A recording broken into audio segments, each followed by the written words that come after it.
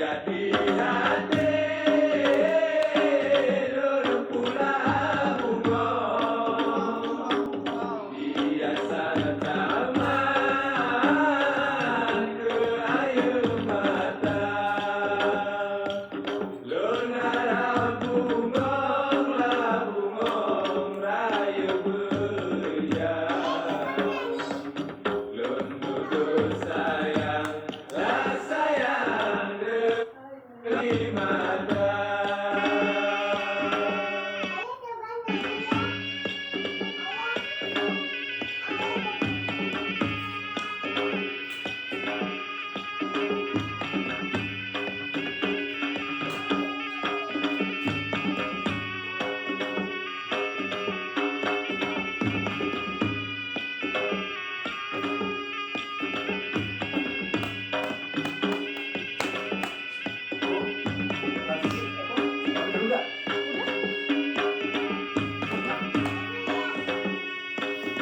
Dalam hati lan jitu ka bunda rugong yang payang sakon guna bukan le sayang la sayang lon kanan bungong kahabih kenang hai kenang penyakit dunia. Jadi hati lulus pulang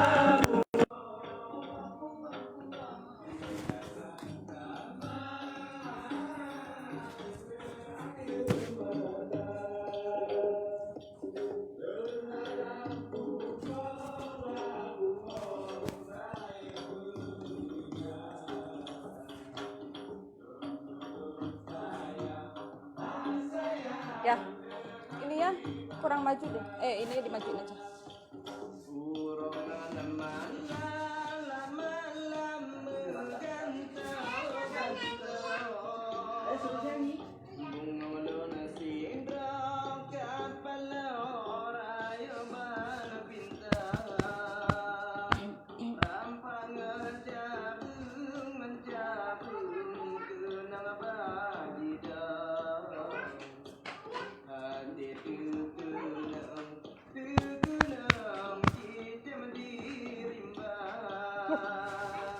Pakai tendang.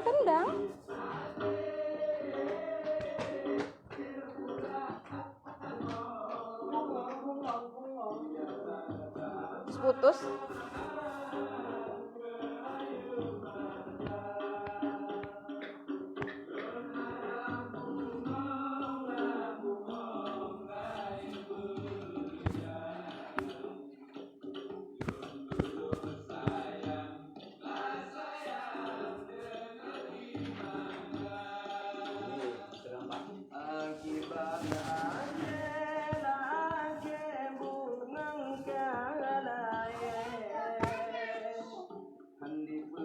Ini lagu dari Aceh, Mbak Nur.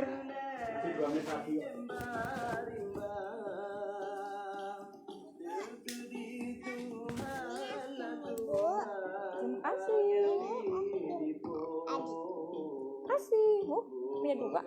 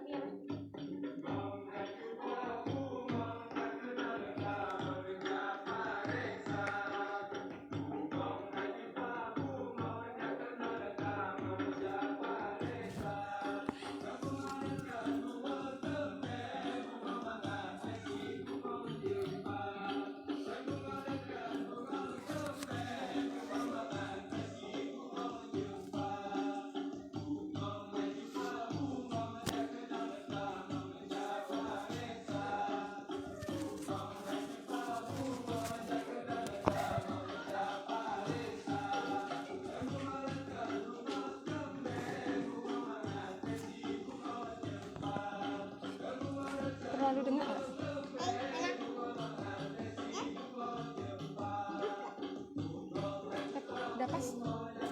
Pas? Ya. Apa terlalu?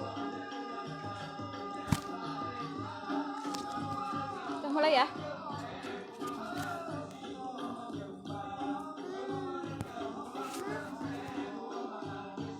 Ya, musiknya matiin.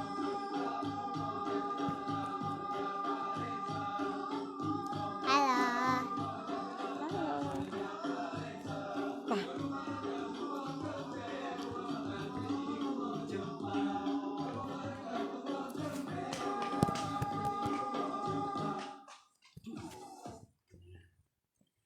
oke. Assalamualaikum warahmatullahi wabarakatuh. Ketemu lagi. Halo. Selamat malam Bapak-bapak, Ibu-ibu. Semangat pagi. Semangat pagi. Senang sekali bisa ketemu lagi malam hari ini ya. Mohon maaf pas kemarin hari Minggu saya tidak jadi mengisi tidak melanjutkan membaca buku ketika hari Minggu itu, dan dilanjutkan hari ini Bapak-bapak Ibu-ibu.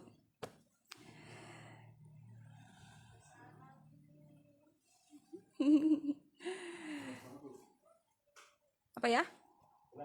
Oke, jelas ya suaranya. Bapak-bapak, Ibu-ibu, mari kita lanjutkan membaca buku yang luar biasa ini ya, yang seri Otak Kanan, karena kalau menurut saya sih buku ini sangat bagus sekali, sangat pas sekali di-match-kan dengan bisnis kita yang bisnis NASA ini ya, bisnis NASA, bisnis MLM NASA.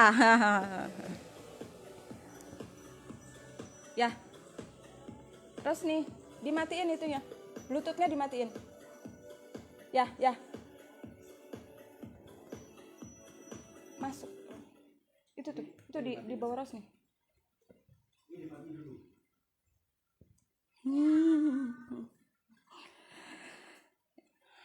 Betul ya, ini bukunya ini sangat match sekali dengan bisnis yang kita jalani saat ini, yaitu bisnis multi level marketing NASA ya, Natura Nusantara. Karena banyak sekali anggapan di luar sana yang mengatakan bahwa bisnis NASA ini bisnis yang tidak real gitu ya, tidak pasti. Nah, karena kan kalau yang pasti-pasti, yang real, yang gajinya pasti, besarnya pasti, dapatnya pasti, itu kan karyawan ya. Nah, karyawan itu kan kalau di buku ini diidentikan dengan otak kiri. Nah, kita pebisnis NASA identik dengan otak kanan ya. Mari Bapak Ibu kita lanjutkan membaca buku ini ya. Bagi Bapak Ibu yang sudah memiliki buku ini, saya senang sekali, bagus sekali, bisa dibacakan di grup binaan Bapak Ibu sendiri. Jadi mengisi home sharing itu atau mengisi grup online itu tidaklah sulit. Kalau misalnya kehabisan ide atau mau ngisi apa lagi ya, tinggal bacain aja buku seperti yang saya lakukan sekarang ini.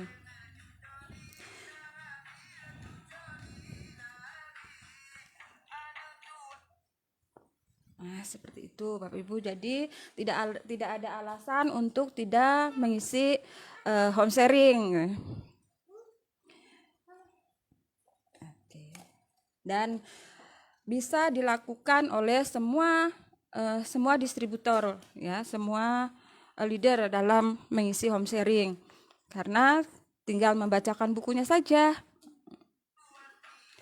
Terus nih. Di sana, di kamar ibu sana. Oke. Bye.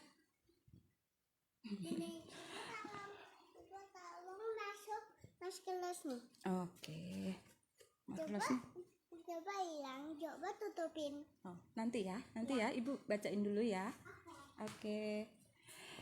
Oke, Bapak Ibu, kita mulai aja ya, saya bacakan ya. Nah, ini subjudulnya ketika pendidikan dipertanyakan.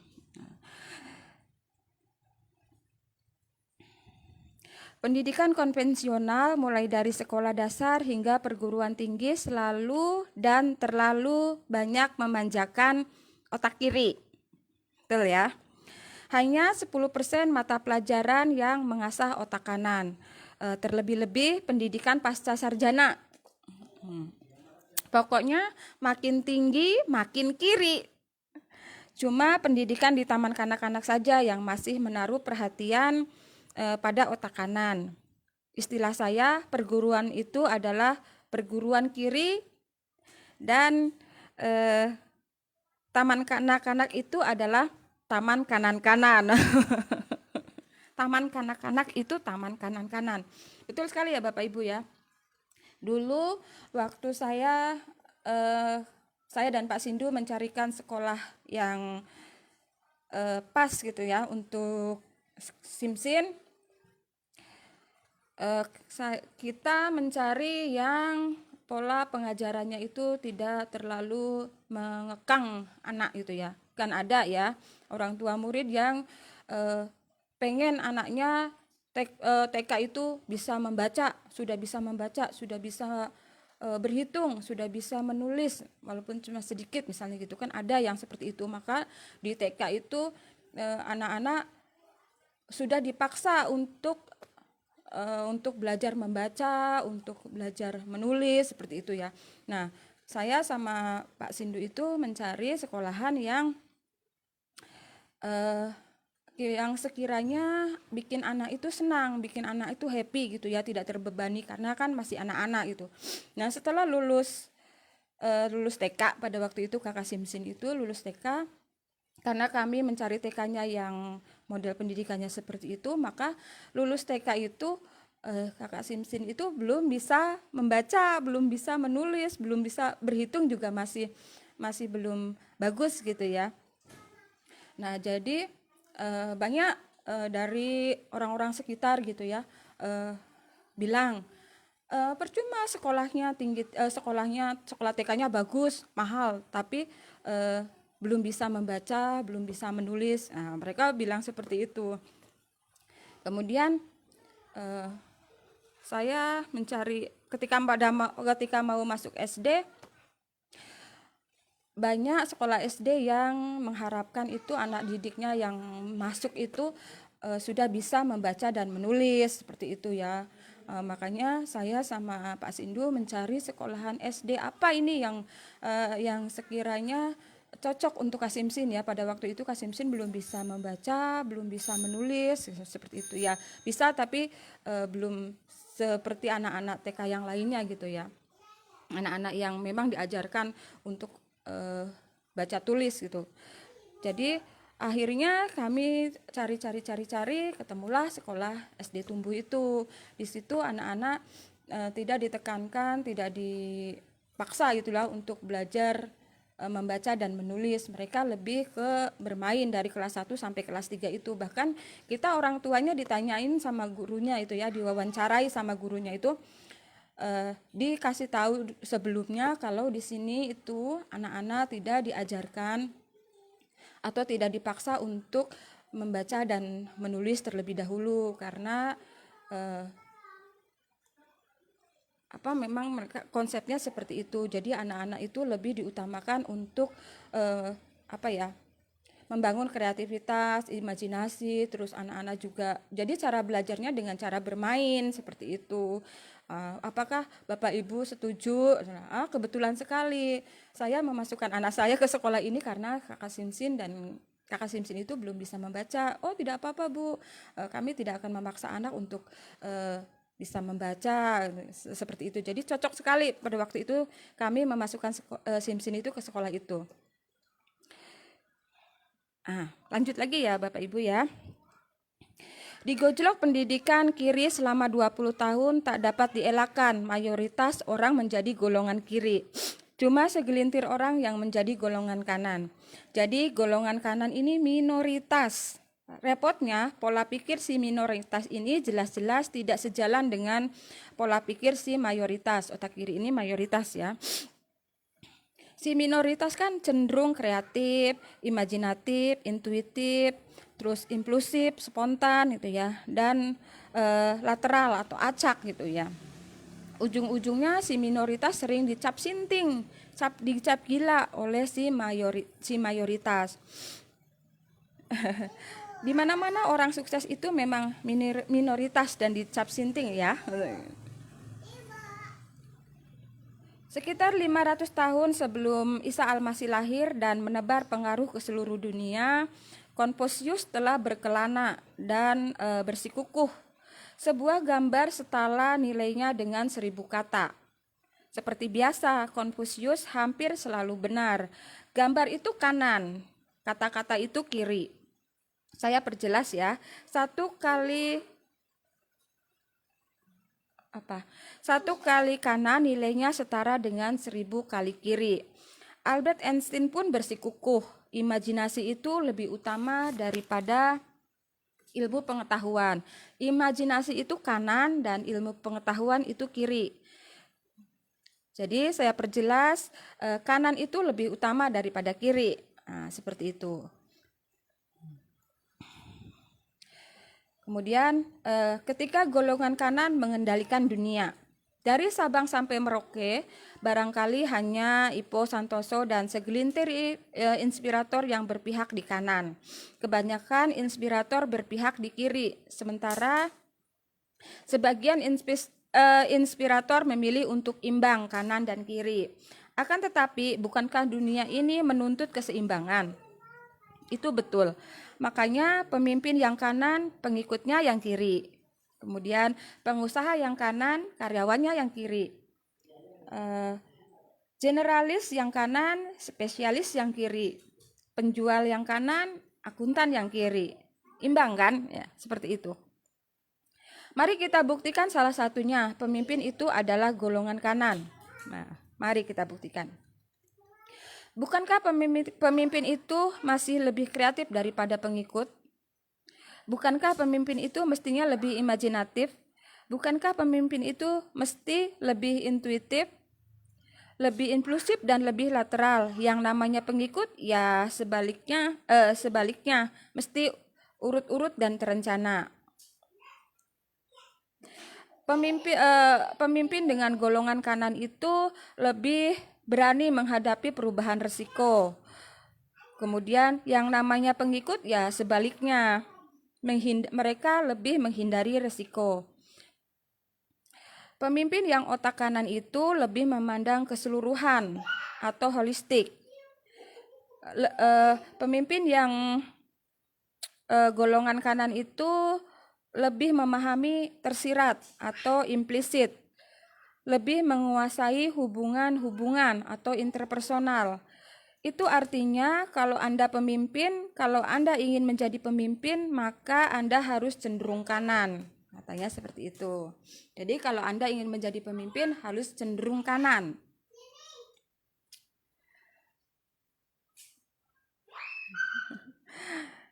Makin tinggi ya makin kanan, kirinya sekedarnya saja. Lagi pula pekerjaan kiri masih bisa diwakilkan kepada orang lain, betul ya?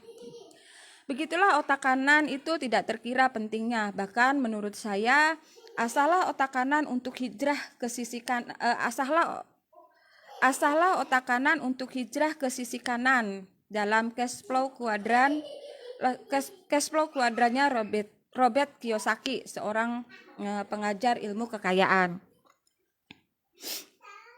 Bukankah penghuni kuadran kanan seperti pengusaha dan investor itu cemerlang otak kanannya? Sebaliknya, bukankah penghuni kuadran kiri seperti karyawan dan profesional itu cemerlang otak kirinya?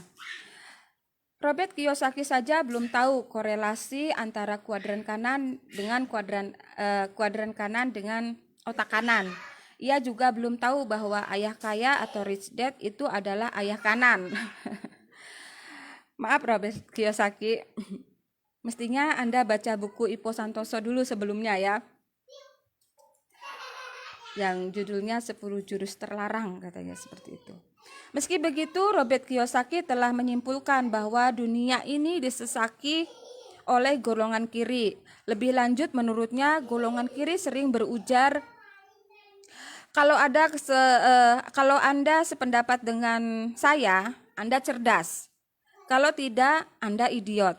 Begitulah golongan kiri. Dengan gampangnya ia menganggap pendapatnya yang terbaik. Saklek gitu ya.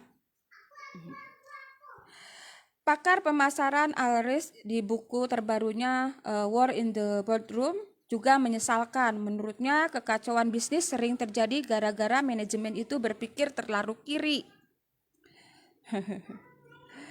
Nah, kemudian sepasang pengusaha Purdi Chandra dan Bob Sadino turut menyesalkan.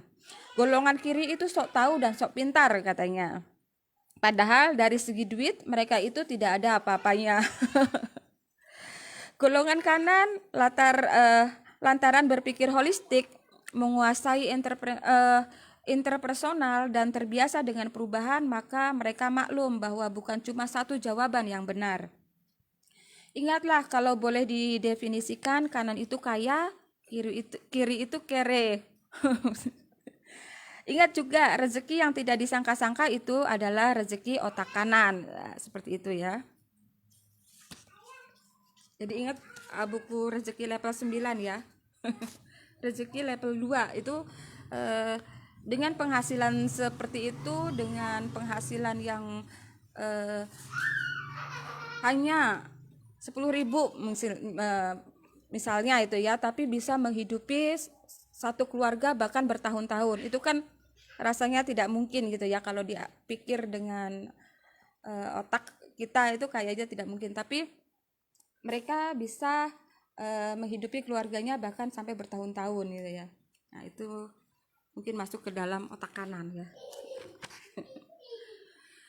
Ketika konsep keseimbangan direvisi, konsep keseimbangan memang memiliki daya pukau tersendiri. Walhasil, konsep keseimbangan otak kiri dan otak kanan berhasil menghipnotis kita. Padahal bukan keseimbangan mentah-mentah seperti itu yang disarankan. Karena kalau kita telah lebih lanjut, dimensi IQ itu banyak kaitannya dengan otak kiri. Lihat saja sifat-sifatnya satu persatu, yaitu kognitif, realistis, matematis, eksplisit, dan self-centric. Dimensi EQ itu banyak kaitannya dengan otak kanan, di mana sifat-sifatnya efektif, empati, luas, terusnya implisit, dan other-centric. Itu juga yang saya tulis di buku-buku sebelumnya. Riset di seantero jagat pun dengan sahih menyimpulkan kesuksesan itu memerlukan peranan EQ sekitar 80%, sedangkan IQ sekitar 20%. Jadi dominan EQ ya, bukan imbang antara EQ dan Besok ya main aku. Oke. Bukan imbang antara IQ dan EQ, bukan pula imbang antara kiri dan kanan. Dengan begitu, lagi-lagi disarankan agar Anda untuk dominan kanan, bukan imbang kiri dan kanan. Ibaratnya otak sadar dan otak bawah sadar, mana yang lebih menentukan? Ya tentu otak bawah sadar. Dengan kata lain, bukan imbang antara otak sadar dan otak bawah sadar, melainkan harus dominan otak bawah sadar. Seperti itu. Sebelum Anda bantah saya, coba deh Anda amati dulu para direktur atau owner perusahaan besar. Mereka itu dominan kanan, lebih visioner, lebih kreatif, lebih intuitif, lebih impulsif, berpikir holistik, empati ke semua pihak, dan memahami yang tersirat. Mereka kirinya sekedar saja, tidak terlalu memahami detil, tidak terlalu menguasai kalkulasi, dan tidak terlalu fokus. Terus, siapa yang mesti imbang antara kanan dan kiri? Para manajer madya katanya. Terus, siapa yang mesti dominan kiri? Para bawahan. Jadi, ada yang dominan kanan, ada yang imbang, dan ada yang dominan kiri. Nah, kalau yang dominan kanan itu ownernya. Kalau yang eh, imbang kanan kiri itu manajer. Kalau dominan kiri itu bawahan atau bawahan ya. Seperti itu. Jadi ada yang dominan kanan, ada yang imbang, dan ada yang dominan kiri, bergantung posisi dan cita-cita masing-masing. Akhirnya semua saling melengkapi dan saling menyeimbangkan. Inilah konsep keseimbangan yang disarankan. Tolong jangan dibantah ya.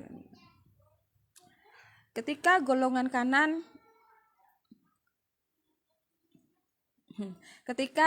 kanan menciptakan keajaiban.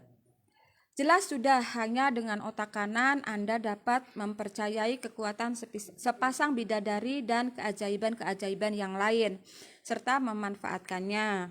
Nah,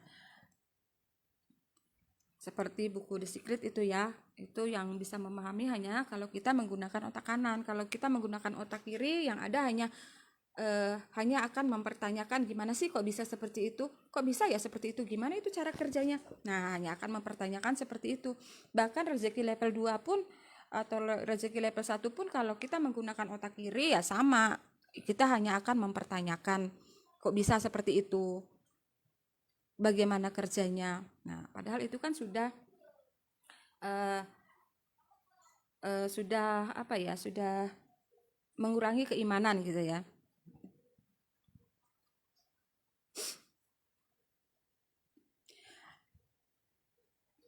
Anda dapat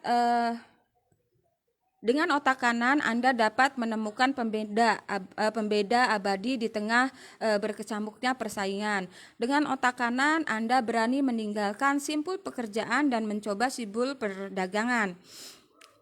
Dengan otak kanan Anda berani berteriak, mau keluar dari kemiskinan, tingkatkan pendapatan. Nah, itu kalau otak kanan kita ngomongnya seperti itu ya. Mau keluar dari kemiskinan, tingkatkan pendapatan. Kebalikannya, kalau golongan kiri cuma berani berbisik, ketatkan pengeluaran.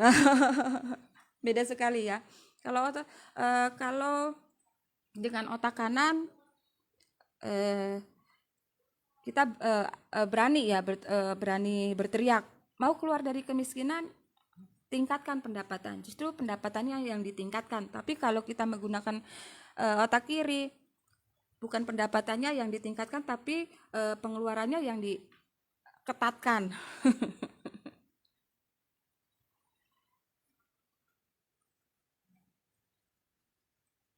Jadi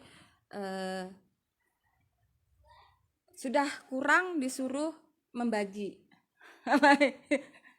Penghasilannya kurang, istrinya suruh membagi, suruh dibagi, suruh dipas-pasin.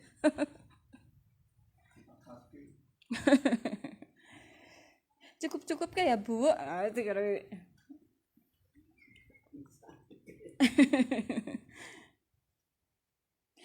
Dengan otak kanan Anda berani menantang status quo, mencari pendekatan baru, memahami pesan-pesan tersembunyi atau implisit, dan membuat perumpamaan atau metafora.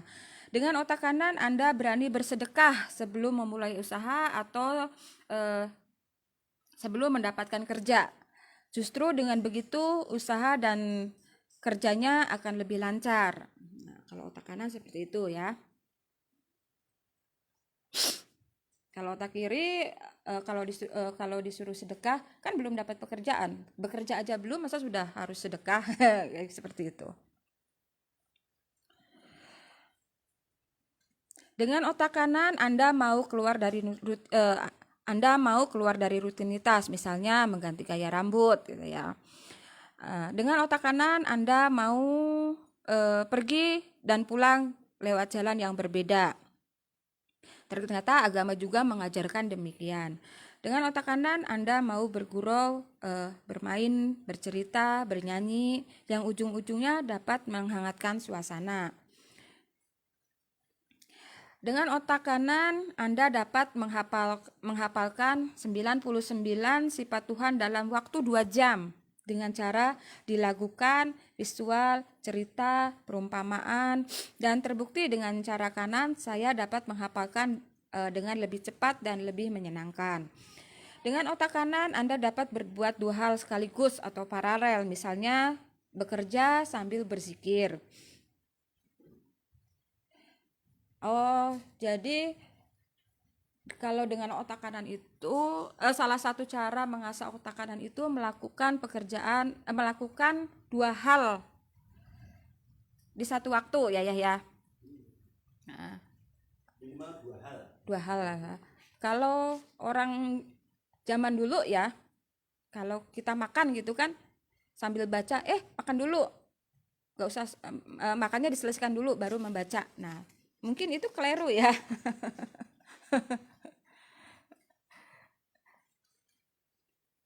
Nah, justru itu kiri. Kalau kanan itu bisa makan sambil membaca gitu ya. Karena saya juga dulu heran kalau Pak Sindu itu dulu kalau makan itu dia bisa sambil ngisi TTS sambil membaca gitu. Kok bisa ya seperti itu? Ternyata sambil main catur. Ternyata itu adalah cara mengasah otak kanan gitu ya. Mempraktekkan otak kanan ini bisa seperti itu.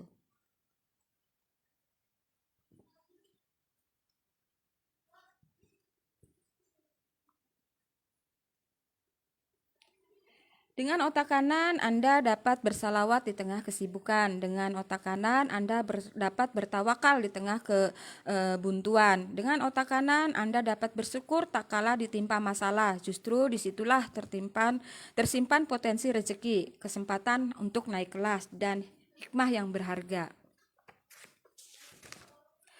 Ringkas kata, dengan otak kanan Anda dapat menciptakan keajaiban-keajaiban, apakah itu dalam karir, bisnis, terus kemudian dalam kehidupan, dalam beribadah, pokoknya dalam apapun bisa menggunakan otak kanan. Kemudian ketika istilah-istilah serba kanan ditemukan, kita lanjut ya. Setelah sekian lama, inilah yang saya temukan. Satu kutipan religius berbunyi, mulailah dengan yang kanan. Maknanya sangat luas. Salah satu maknanya menurut saya juga, menurut juga Ari Ginanjar, mulailah dengan otak kanan atau utamakan otak kanan.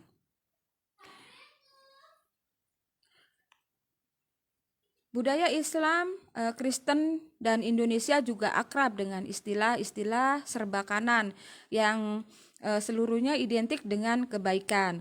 Kalau Al-Quran punya istilah golongan kanan, maka Injil pun punya istilah domba sebelah kanan. Kalau orang Padang punya istilah langkah kanan, maka orang Batak punya istilah jalan sebelah kanan. Bangsa Indonesia sendiri punya istilah tangan kanan. Al-Quran dibaca dari kanan ke kiri, tidak seperti kitab-kitab lainnya. Adapun manajemen punya istilah boss is always right. Terlepas dari makna aslinya, makna lainnya adalah atasan itu selalu kanan. Karena atasan memang lebih kanan daripada bawahan. Kebetulan dalam bahasa Inggris kanan dan benar itu sama-sama diterjemahkan menjadi right. Mungkin ini isyarat kanan itu memang benar. Kebetulan pula kiri dan ketinggalan itu sama-sama diterjemahkan menjadi left. Mungkin ini isyarat juga, kiri itu memang ketinggalan. Sebuah rambu-rambu bertuliskan, gunakan lajur kanan untuk mendahului. Mungkin ini isyarat, gunakan otak kanan untuk mendahului pesaing. Halo. Review ibu. Sebaliknya, sebuah rambu-rambu bertuliskan, gunakan lajur kiri untuk lambat-lambat. Mungkin ini isyarat, gunakan otak kiri untuk lambat-lambat dan ditinggalkan oleh pesaing. Ketika penumpang angkutan umum berteriak, kiri, kiri, kiri, maka segeralah angkutan umum itu melambat dan berhenti. Mungkin ini juga isyarat, kiri itu memang artinya lambat-lambat. Ketika wisuda, rektor memindahkan tali di topi wisudawan dari kiri ke kanan. Mungkin ini juga isyarat. Selamat tinggal dunia kampus yang kiri dan selamat datang di dunia nyata yang kanan. Ibu, saya hapus lo. Ya. Ketika lagu khas Jawa Timur dinyanyikan, "Rek ayo rek," maka pembaca buku ini akan bergumam, "Right ayo right." Kesimpulannya gimana pun nganan itu lebih baik ketimbang ngiri. Ya. Nganan itu lebih baik ketimbang ngiri. Ngiri itu tidak baik. Nah, ibu aku buat teh. Oke. Bertindak cara kiri. Nah, sudah cukup ya ketawanya. Berikut ini sedikit catatan tentang otak kiri. Kalau Anda merancang impian pakai otak kiri, ya susah, pasti sekedar-kedar aja impiannya. Kalau Anda mencari solusi pakai otak kiri, ya susah, pasti itu saja jawabannya. Kalau Anda menjajal inovasi pakai otak kiri, ya susah, pasti biasanya cuma ikut-ikutan. Kalau Anda bersedekah pakai otak kiri, ya susah, pasti segitu-gitu aja jumlahnya. Kalau otak kiri itu kan selalu bilangnya yang penting sedikit nggak apa-apa, yang penting ikhlas. Nah, seperti itu kan. Kalau otak kanan tidak ikhlas tidak apa-apa, yang penting banyak dan sering. Lama-lama ikhlas juga.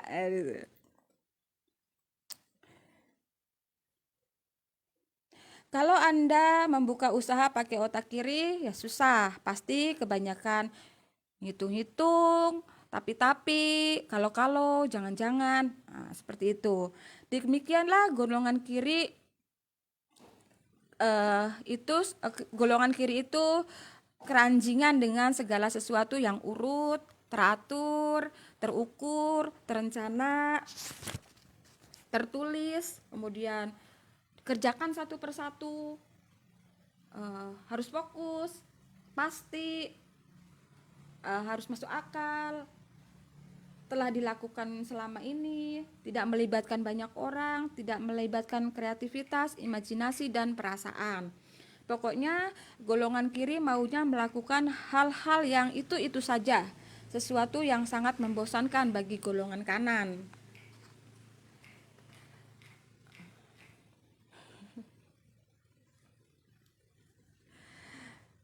Kemudian investor Warren Buffett pun sempat terheran-heran. Saya selalu tercengang melihat orang ber-IQ tinggi dan meniru orang lain tanpa berpikir. Tidak perlu tercengang, apalagi sampai ternganga-nganga. Memang begitulah golongan kiri, bisanya cuma ikut-ikutan.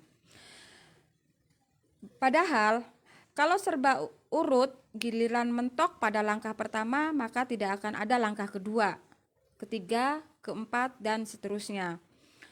Bukankah spontanitas atau kreativitas dan imajinasi dapat menghadirkan sesuatu yang mengejutkan dan menakjubkan? Ujung-ujungnya cara-cara kiri inilah yang membuat Anda menjadi penjegal inovasi, menjadi orang rata-rata, dan menjadi karyawan rendahan seumur-umur. Apa mau? Ngomong-ngomong, Anda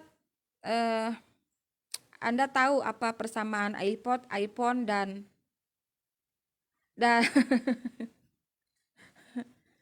IPPHO, Ibu Santoso. Mungkin sama-sama inovatif ya. Contoh, belajar berenang cara kiri, Anda mau tahu seperti apa? Dia akan mencari buku panduan berenang, mencari pelatih renang, latihan di luar kolam, dan latihan di dalam kolam. Entah sekian minggu barulah dia bisa berenang. Kelamaan. Lantas bagaimana dengan belajar berenang cara kanan? Dia akan mencari teman yang bisa berenang terus langsung nyebur ke kolam. Tentunya di kolam yang dangkal dulu. Bersama teman-teman tersebut.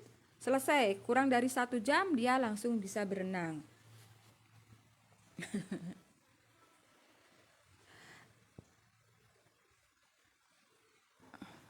Ada baiknya Anda tahu bab ini adalah bagian terakhir saya tulis di buku ini, bukan bab ketujuh. Jadi tidak urut. Beginilah menulis cara kanan. Dan cara ini saya telah terapkan dalam menulis buku-buku saya sebelumnya. Satu kali pun saya tidak pernah menulis urut. Ya. Ayah.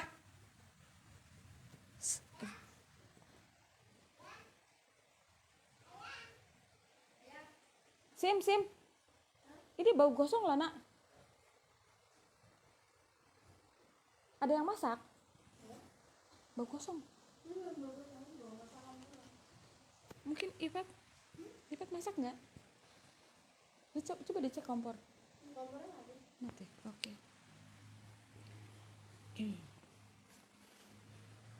Kebayang nggak menulis lain yang mengharuskan dirinya untuk menulis serba urut. Saat dia mentok pada satu bab, ya mentoklah bab-bab lainnya.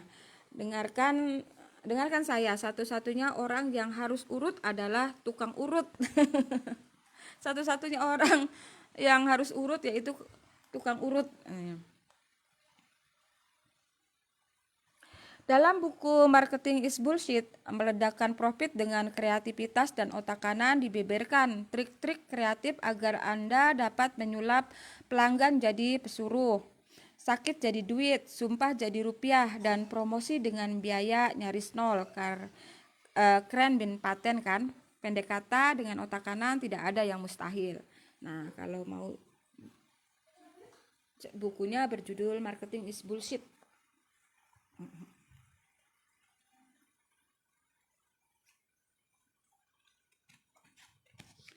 Oke, sebentar ya.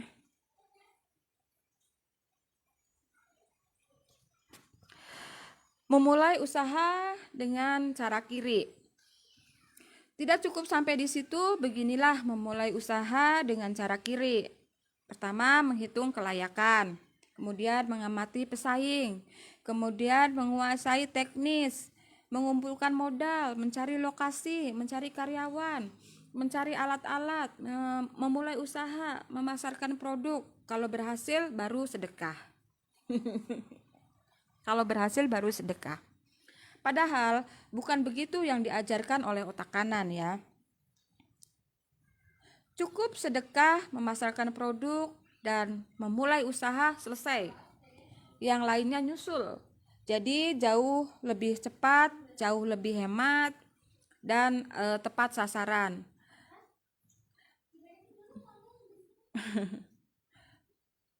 Bukan itu saja, yang paling penting urusan modal dan lokasi tidak lagi jadi kambing hitam dalam memulai usaha.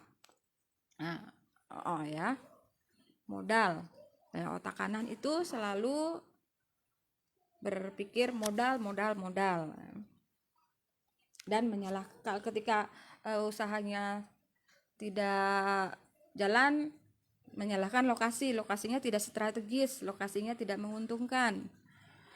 Saya kan di desa, jadi tidak mungkin saya bisa jual produk kecantikan, atau saya kan di kota, gimana bisa menjual produk pertanian. Itu otak kiri selalu beralasan gitu ya.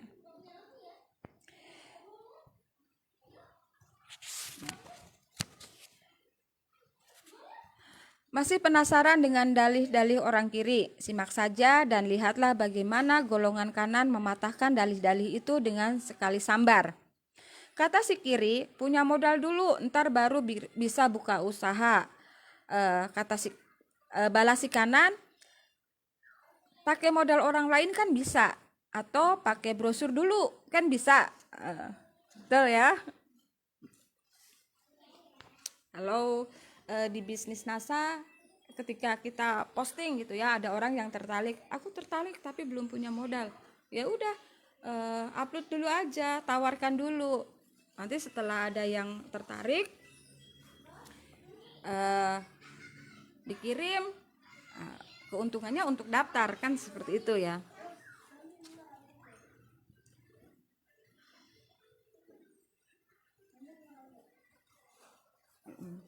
Kata si kiri punya modal dulu, ntar baru bisa buka usaha. Balas si kanan pakai modal orang lain kan bisa. Atau pakai brosur dulu juga bisa. Betul ya? Kata si kiri studi kelayakan dulu, ntar baru buka usaha. Balas si kanan buka usaha dulu, baru usahanya dilayakan. Kata si kiri makanannya enak dulu, ntar baru rame.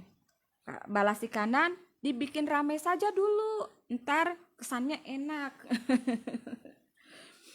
Kata si kiri barangnya bagus dulu, ntar baru dijual mahal. Balas si kiri dijual mahal saja dulu, ntar kesannya bagus. Gitu.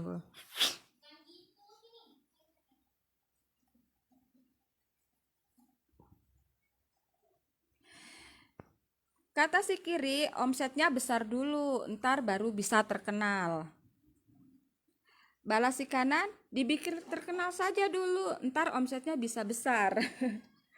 Kata si kiri sekolah tinggi-tinggi dulu, ntar baru bisa sukses. Balas si kanan belajar formal secukupnya saja.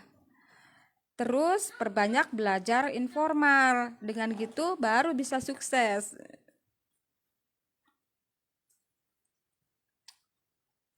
Oh ya, betul ya.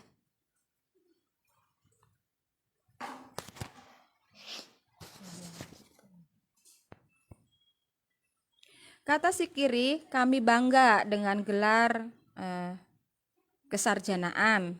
Balas si kanan, kami bangga dengan gelar barang dagangan. Maksudnya menggelar barang dagangan. Kata si kiri, mau kreatif ya baca buku teks dulu. Balas si kanan, mau kreatif baca kitab 13 wasiat terlarang dulu.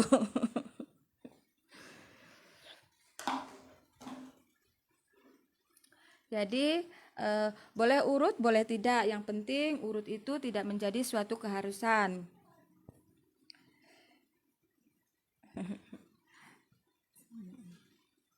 Iya ya.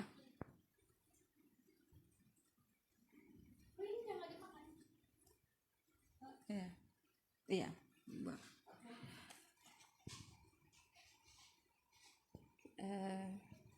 Betul-betul ya.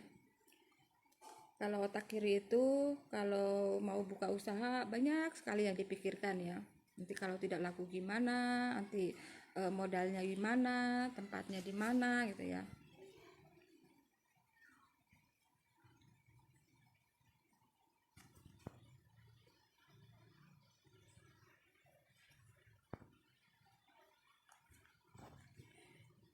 Nah, kemudian ibadah cara kiri.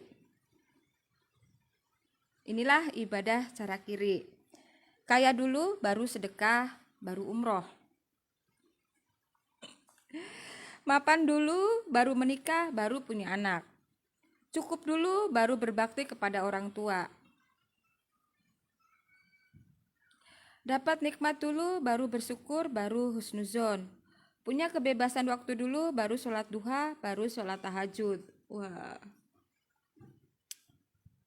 Merasa bosan dulu, baru sholat taubat, baru istighfar. Merasa berdosa dulu, baru sholat taubat, baru istighfar. Selesai sholat dulu, baru zikir. Zikir dengan hitung-hitungan khusus. Sepintas ini semua tampak masuk akal ya. Nah, kalau ibadah dengan otak kanan, malah kebalikannya. Kalau menurut otak kanan, sedekah dulu, barulah rezekinya bisa melimpah. Menikah dulu, barulah rezekinya bisa berlebih, karena menikah itu membuka pintu rezeki. Bersyukur, husnuzon, istighfar, dan zikir itu mesti diamalkan kapanpun, dimanapun, dan tidak harus ada sebab-sebab khusus. Juga tidak harus ada hitung-hitungan khusus.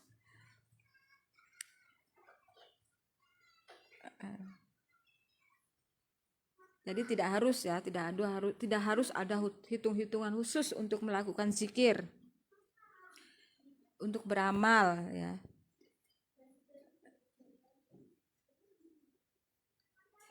Memang otak kiri dan otak kanan senantiasa bekerja beriringan dan saling mendukung, apalagi terkait ibadah. Otak kiri sangat berperan untuk keteraturan dan penghafalan. Apa yang apa yang disesalkan di sini adalah pola pikir kiri yang berlebihan, terutama soal rasionalitas. Ini kemudian sedekah cara kiri. Bentar ya Bapak Ibu. Nah, minum dulu sebentar.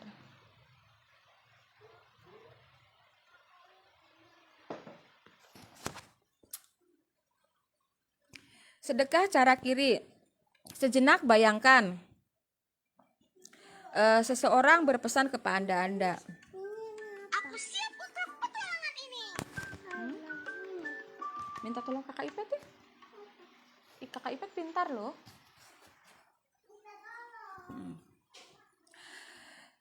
Sejenak bayangkan seseorang berpesan kepada Anda. Saya menitipkan harta untuk Anda, segini jumlahnya. Harta ini boleh Anda pakai, hanya saja sebagian tolong Anda berikan kepada si Abu.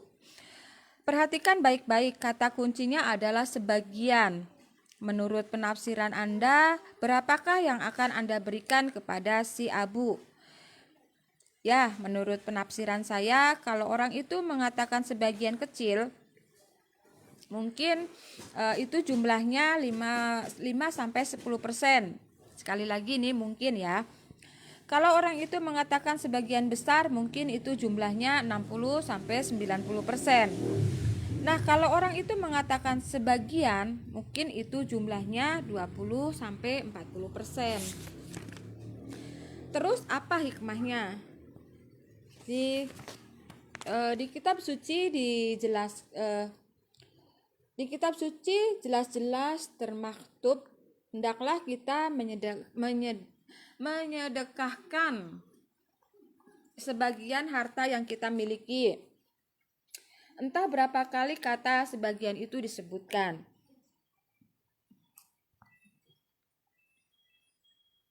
Tolong dijawab, berapakah sebagian itu? Mungkin saja jumlahnya 20-40%.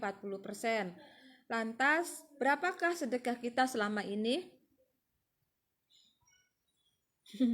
Kebanyakan dari kita, saya yakin sedekahnya kurang dari 10%. Mulai sekarang alangkah mulianya kalau kita menargetkan sedekahnya itu 20-40% atau lebih. Sekiranya belum bisa ya sekurang-kurangnya 10% dan terus ditingkatkan.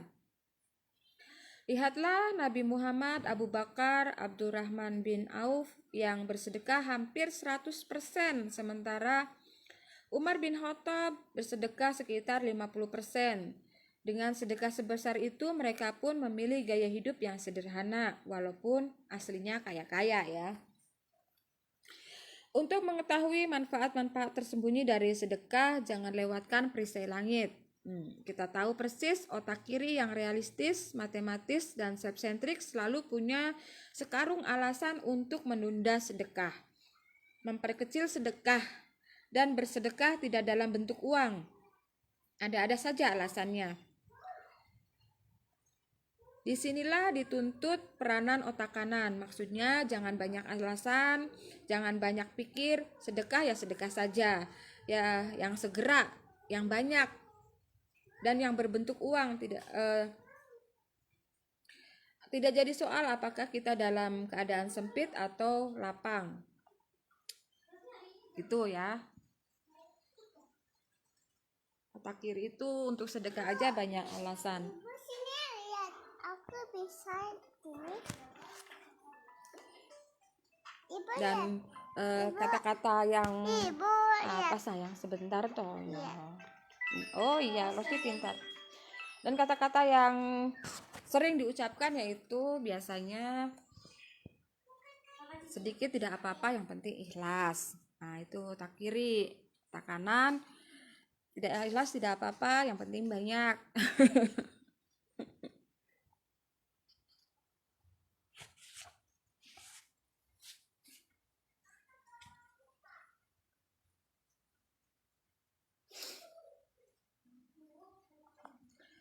Kemudian Di sini ada judul menikah cara kiri.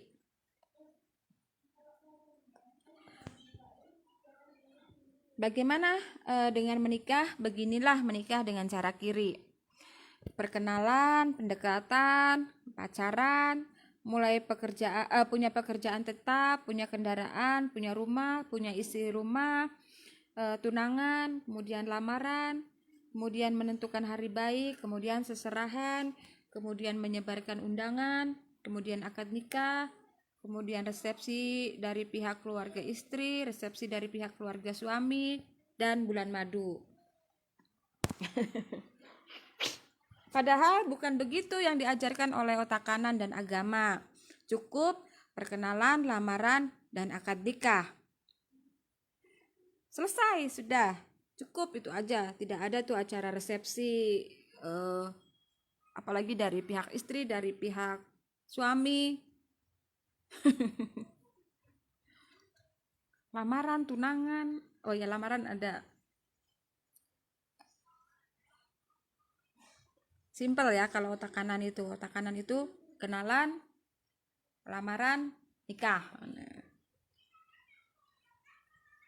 Pelajarannya ketika sudah menikah.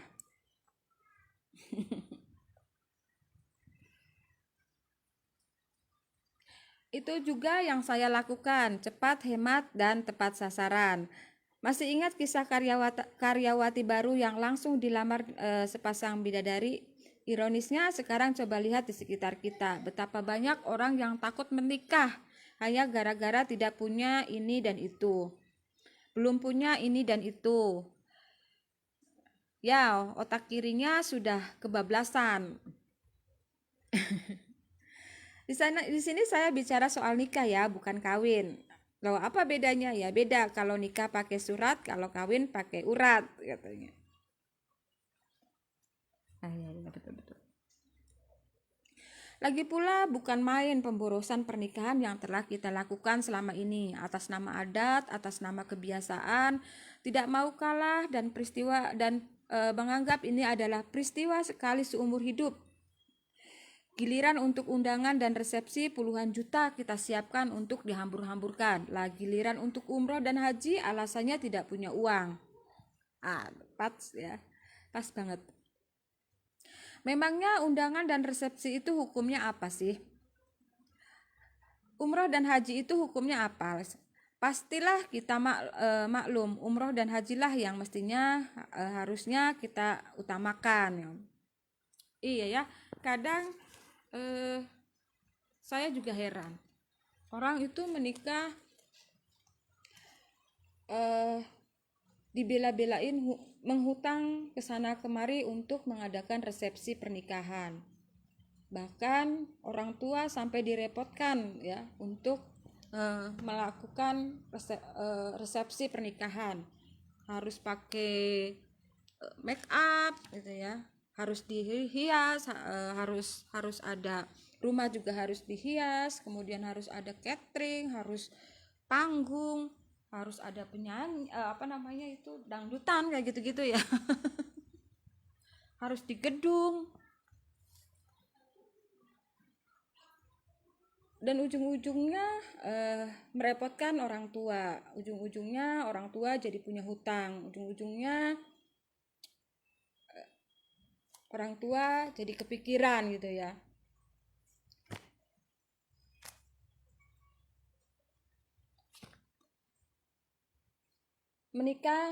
Menikahnya di gedung mewah.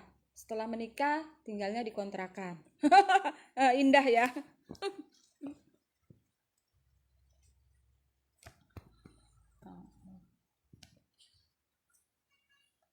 Dulu saya sama Pak Sindu itu menikah di KUA.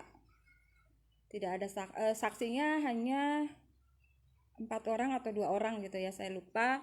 Kemudian tidak ada acara resepsi, tidak ada pakai acara rias manten, kemudian apa itu namanya, pagar ayu semacam itu. Maka saya tidak mengerti kalau acara nikahan itu seperti itu, orang sampai pusing gitu ya, sampai stres memikirkan acara pernikahan, stres mau menikah itu. Saya dulu sama Pak Sindu nikah aja, datang ke KUA, minta bilang tanggal sekian, hari ini tanggal sekian, jam nanti KUA bilangin jam sekian. Udah gitu kita datang bawa uang 100.000 untuk mahar sama seperangkat alat presentasi. Karena kita bisnis NASA ya, jadi maharnya apa namanya itu, apa sih namanya ya, mas kawinnya itu seperangkat alat presentasi ya, ada juga seperangkat alat sholat itu dan seperangkat alat presentasi. Kemudian tidak ada catering, tidak ada makan-makan, kita hanya menyediakan pada waktu itu saya beli brownies gitu ya, brownies Amanda itu 10 kotak pada waktu itu, dan saya minta sama petugasnya, sama karyawan Amanda itu, kan biasanya kalau kita beli brownies itu kan ditanya mau dipotong atau tidak kan, seperti itu. Nah, pada waktu itu saya bilang tidak usah dipotong. Nah, jadi saya potong-potong di rumah sendiri, disesuaikan dengan jumlah karyawan yang ada di kantor KUA pada waktu itu ada berapa. Saya belinya cuma 10 kotak, jadi harus pas gitu ya. Maka saya bungkusi sendiri, saya kotaki lagi itu, saya potong-potong, saya kotaki lagi. Hemat. Mas kawinnya seperangkat alat sholat, seperangkat alat presentasi, dan uang 100.000. Uang 100.000-nya langsung setelah menikah kita pakai untuk beli bakso. Untuk makan bakso.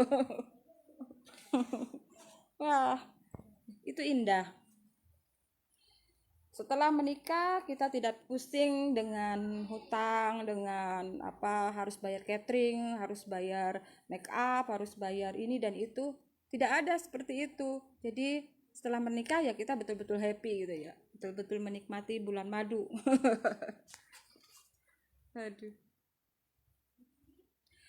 Dulu waktu masih sekolah, masih bujangan gitu, cita-citanya ingin membahagiakan orang tua kan gitu ya. Tapi setelah bekerja, baru masuk bekerja sudah menikah. Bukannya ingin membahagiakan orang tua, malah membebani orang tua dengan biaya pernikahan. Ini seperti itu ya, banyak ya. Kalau ditanya, ingin membahagiakan orang tua. Nah, sekolah tinggi-tinggi untuk apa, Le? Yo ingin membahagiakan orang tua supaya orang tua sudah pensiun, tidak kerja lagi. Nah, giliran sekolahnya sudah selesai, kuliahnya sudah selesai, baru masuk kerja, sudah mau menikah. Belum punya gaji, sudah mau menikah. Otomatis yang biaya nikah minta orang tua. Gitu ya.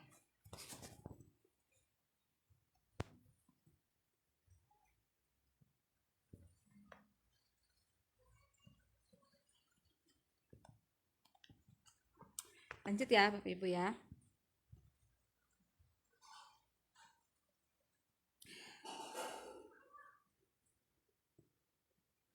Lagi pula bukan main pemborosan pernikahan yang telah kita lakukan selama ini atas nama adat, kebiasaan, tidak mau kalah, dan bilangnya peristiwa sekali seumur hidup. Giliran untuk undangan dan resepsi puluhan juta siap untuk dihambur-hamburkan. Lagi giliran untuk umroh dan haji alasannya tidak punya uang. Seperti itu, harusnya umroh dan hajilah yang mestinya diutamakan.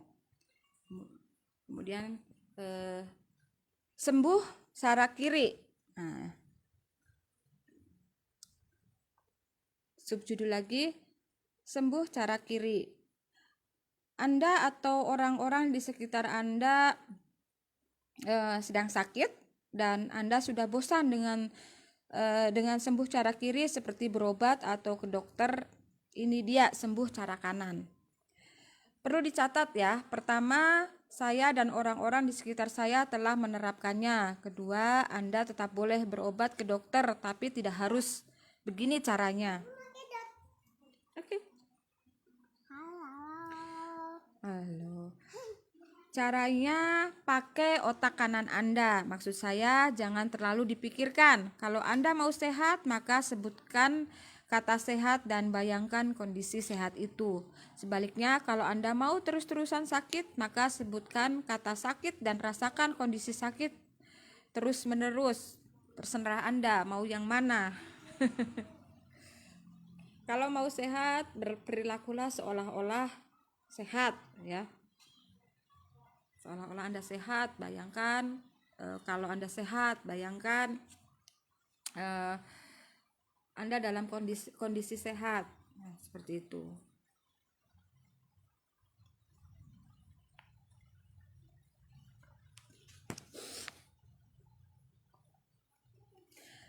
Sebisa-bisanya berkatalah, bersikaplah, dan bertindaklah layaknya orang-orang sehat. Dengan kata lain, berpura-pura sehat sampai Anda benar-benar sehat, gitu kan? Apabila ada orang yang menanyakan kabar Anda, maka jawablah, Alhamdulillah, puji Tuhan, saya sehat walafiat. Jangan malah mengeluh-ngeluh. Waduh, hidung mampet, perut kembung, kepala sakit, kantong kering, nggak seperti itu ya. Penyakitnya betah jadinya, karena disebut-sebut terus. Ingatlah, setiap kali Anda mengeluh, disadari atau tidak, diucapkan atau tidak, maka otak akan merekam keluhan itu dan menguatkannya. Maka pastikan otak merekam dan menguatkan sesuatu yang positif. Jadi kalau Anda sakit, berpura-puralah seperti orang sakit, bertindaklah seperti orang yang sehat, sampai berpura-puralah seperti Anda sehat sampai benar-benar sehat ya.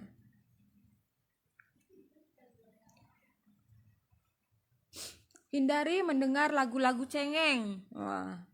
Karena itu akan melemahkan otak dan tubuh Anda. Pada dasarnya, dalam keadaan sehat sekalipun, lagu-lagu cengeng itu tidak dapat melemahkan lagu-lagu cengeng itu dapat melemahkan otak dan tubuh Anda. Sama ya, jangan menonton sinetron yang cengeng-cengeng. Jangan mendengarkan lagu-lagu yang cengeng. Aduh, kita semua ini ya, ibu-ibu semua ini ya.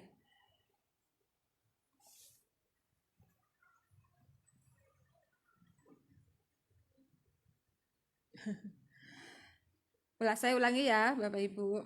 Hindari mendengar lagu-lagu cengeng, karena itu akan melemahkan otak dan tubuh Anda. Pada dasarnya, dalam keadaan sehat sekalipun, lagu-lagu cengeng itu dapat melemahkan otak dan tubuh Anda.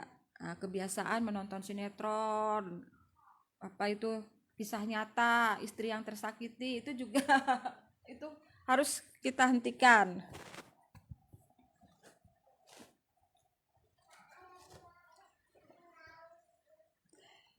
Tetapkan kapan Anda akan sehat dan perjelas semuanya, seperti di awal-awal ya. Itu harus jelas kapannya. Terus lakukan ini semua berulang-ulang dengan penuh keyakinan. Mintalah doa kesembuhan dari orang-orang terdekat, terutama sepasang bidadari. Sampai di sini boleh dikatakan adab doa dan hukum LOE atau Law of Attraction itu telah bekerja kira-kira 95%. Syukuri sakit tersebut. Kalau pakai otak kiri pastilah sulit untuk mensyukuri sakit. Namun kalau pakai otak kanan itu sih mudah-mudahan saja. Itu sih mudah-mudah saja. Kebetulan dalam kitab 13 wasiat yang terlarang dipaparkan panjang lebar mengapa mensyukuri sakit itu malah menyehatkan. Nah, jadi yang penasaran baca buku 13 wasiat terlarang. Minumlah air zam-zam atau air zikir. Lagi-lagi dalam kitab 13 wasiat terlarang dipaparkan panjang lebar mengapa air ini sangat menyehatkan. Pastilah secara ilmiah. Bersedekahlah sekurangnya 10% dari biaya berobat dan biaya dokter. 10% dari biaya berobat dan biaya dokter. Dengan izinnya Anda akan sembuh dalam waktu yang jauh lebih cepat daripada orang rata-rata ya. Bahkan dalam hitungan jam ya ini bergantung kepada kekuatan otak kanan dan keyakinan Anda. Nah, seperti itu.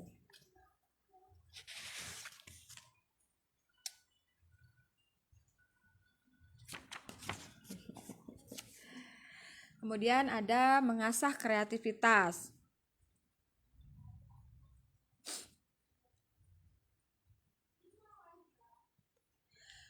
Sui Yu Yuan Suyogen. Nah, saya nggak tahu ini bahasa apa, mungkin bahasa Cina atau apa ya. Mungkin apa peribahasa mungkin. Begitulah setiap sungai ada sumbernya, tiap pohon ada akarnya. Sidang pembaca sekalian, di CD bonus Anda akan mencicipi manisnya buah-buah kemenangan yang berasal dari satu pohon langka yang bernama kreativitas. Ya, nikmati aja satu persatu. Berkat kreativitas, Tom McEvil, seorang master coach dari iCoach, dapat membantu klien-kliennya meningkatkan omset tanpa iklan. Bocoran trik-triknya dapat Anda pelajari di kedua bukunya, Profit is King and Big Brain, Big Money. Berkat kreativitas, Badroni Yuzirman dapat membangun komunitas tangan di atas dan Asri Tada dapat mencetak uang 100 juta hanya melalui blog. Betul sekali, hanya melalui blog. Berkat kreativitas, Hendy Setiono dan Denny Dalyandri dapat memanfaatkan sebuah peluang usaha yaitu kebab dan oleh-oleh khas Batam. Berkat kreativitas, A. Pramono berhasil memanfaatkan artis-artis untuk promosi usahanya ayam bakar Mas Mono. Dalam sebuah seminar, panitia seminar berhasil menjual buku saya Marketing is Bullshit seharga 1 juta, padahal harga aslinya 40.000. Yang lebih mengherankan, saya pribadi tidak berada di sana. Yang paling mengherankan lagi, orang-orang malah berebut membeli buku itu. Berebut membeli buku itu secara tunai. Kok bisa ya? Bagi golongan kanan tidak ada yang mustahil. Panitia berhasil menjualnya karena melibatkan kreativitas dan perasaan. Yang jelas saya berani bertaruh kejadian ini tidak ada rekayasa sama sekali. Masih soal kreativitas, setelah lulus dari MIT dan menjalani pelatihan high-tech bertahun-tahun, Gauri Nanda mencoba menghadirkan sebuah jam waker yang unik dan menggelitik, namanya Clocky. Bukan sekedar berbunyi lantang di pagi hari, tapi juga melompat-lompat di sekitar kamar Anda. Jadi untuk mematikannya, mau tidak mau Anda harus mengejarnya. Dengan begitu Anda pun bangun beneran. Gauri Nanda, gadis asal Detroit ini mengaku terilhami dari pengalaman pribadinya yang begitu susah bangun pagi dan begitu mudah mematikan jam waker. Kreatif kan?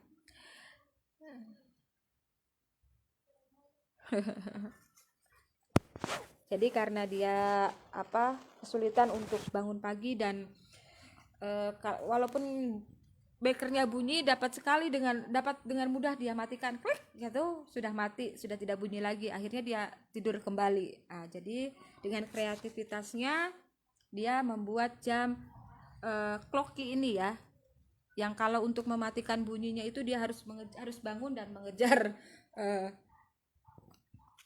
ayam itu.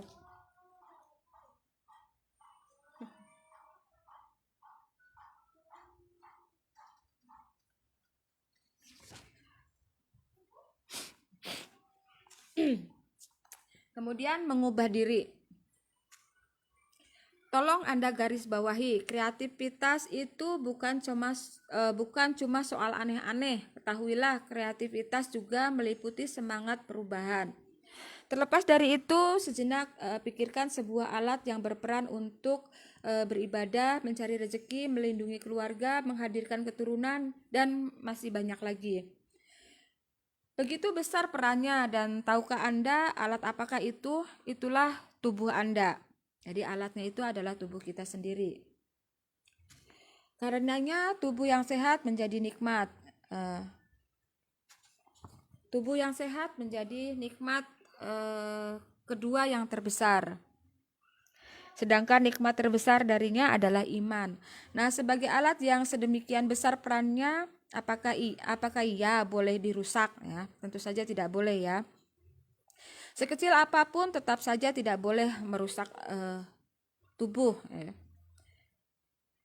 Namun sebagian dari kita sering merusak alat ini, baik secara sadar maupun tidak sadar. Misalnya dengan merokok, tidur telat, bangun telat, makan berlebihan, kerja berlebihan, dan tidak berolahraga. Ya, tidak perlu tersinggung ya. Mari kita sama-sama introspeksi. Soal merokok, bayangkan sejenis asap yang lebih jahat daripada asap motor Anda hembus-hembuskan di sekitar orang-orang yang Anda sayangi. Itu artinya Anda sengaja merusak kesehatan paru-paru dan jantung mereka, hanya karena Anda tidak dapat menahan diri. Sebagian mungkin beralasan bahwa rokok itu menghasilkan pajak yang besar dan membuka lapangan kerja yang luas. Kalau cuma itu alasannya, ya narkoba, perjudian, pelacuran malah lebih menggiurkan katanya. Tentu kita maklum walau itu semua ada manfaatnya, tapi jauh lebih besar mudaratnya. Lah, apa salahnya mulai sekarang Anda berubah dengan mengurangi merokok terus-menerus? Dengarkan saya. Sekiranya Anda adalah perokok berat kemudian berhenti merokok karena membaca buku ini, maka segeralah SMS saya. Saya berjanji saya akan mendoakan keberkahan dan keberlimpahan untuk Anda dan keluarga Anda. Ya, inilah traktir doa dari saya. Serius, saya tunggu SMS dan kabar dari Anda. Ya, siapa yang mau berhenti merokok karena baca buku ini, silakan SMS Pak Ipo. Dapat hadiah doa. Sekarang soal tidur telat dan bangun telat. Tahukah Anda, ilmu otak kanan, ilmu agama, dan ilmu kesehatan justru mengajarkan sebaliknya. Tidur awal dan bangun awal, apa untungnya? Jika Anda mau merutinkannya selama 99 hari berturut-turut, maka badan Anda akan terasa lebih ringan dan pikiran Anda akan terasa lebih jernih. Dijamin, Anda boleh pegang kata-kata saya, percayalah yang susah itu memulainya.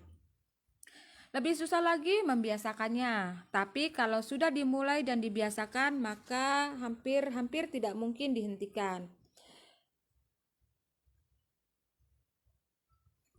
Dan saya tahu Anda siap karena golongan otak kanan itu memang selalu siap dengan perubahan.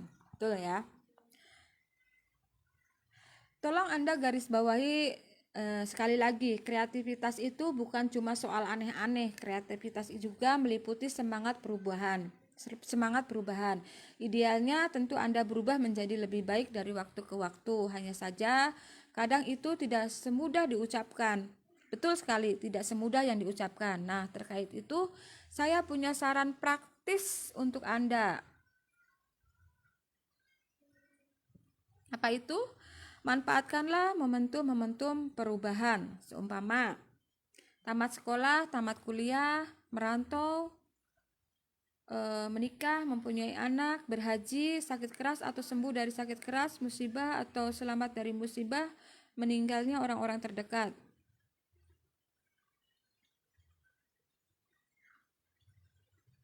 Oh, jadi memanfaatkan momentum-momentum perubahan. Misalnya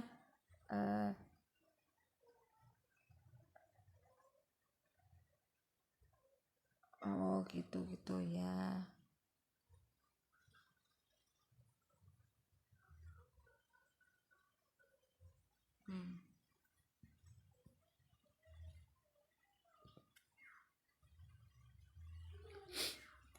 Katakanlah misalnya Anda ingin merutinkan sholat duha. Nah, bertekadlah ketika mempunyai anak nanti Anda akan merutinkan sholat duha.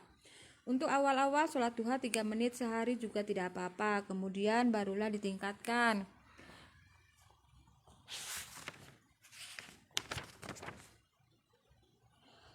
Jangan salah, sholat duha adalah sholat rezeki dan silakan temukan penjelasannya di perisai langit. Anda ingin merutinkan sholat tahajud? Nah, bertekadlah ketika merantau nanti Anda akan merutinkan sholat tahajud. Lagi pula, ini tidak seberat yang Anda pikirkan. Pakai otak kanan Anda. Untuk awal-awal bangunlah 20 menit sebelum waktu subuh, terus sholatlah 3 menit, kemudian barulah ditingkatkan. Jangan salah, ini juga sholat tahajud juga sholat rezeki. Namun tolong diingat baik-baik, memanfaatkan momentum-momentum perubahan seperti ini adalah cara terakhir untuk berubah, karena saya tahu persis Anda siap berubah kapan saja, tidak harus menunggu momentum-momentum perubahan. Apalagi golongan kanan itu memang senantiasa selalu siap dengan perubahan, betul kan?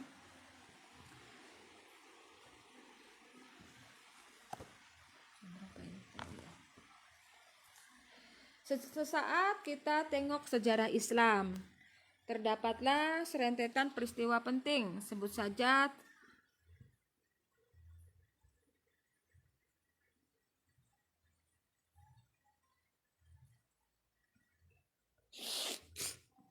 terancamnya Ka'bah oleh pasukan gajah dan lahirnya Muhammad.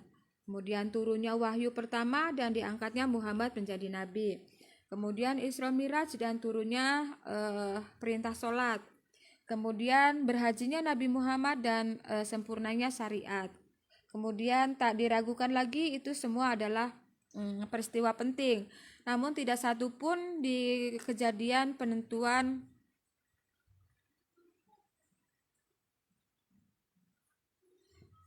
Namun tidak satu pun dijadikan penentuan kalender Islam. Lantas peristiwa apa yang dijadikan penentu? Tidak lain tidak bukan adalah hijrahnya Nabi Muhammad dan para sahabat dari Mekah ke Madinah. Ngomong-ngomong soal hijrah, Anda tahu kan apa pesan yang tersirat? Apalagi kalau bukan semangat perubahan. Saya harap Anda setuju dengan saya. Hijrah itu semangat untuk berubah. Mengasah intuisi. Aduh, sebentar. Minum dulu. Tuh ya. Sebut-sebut merokok.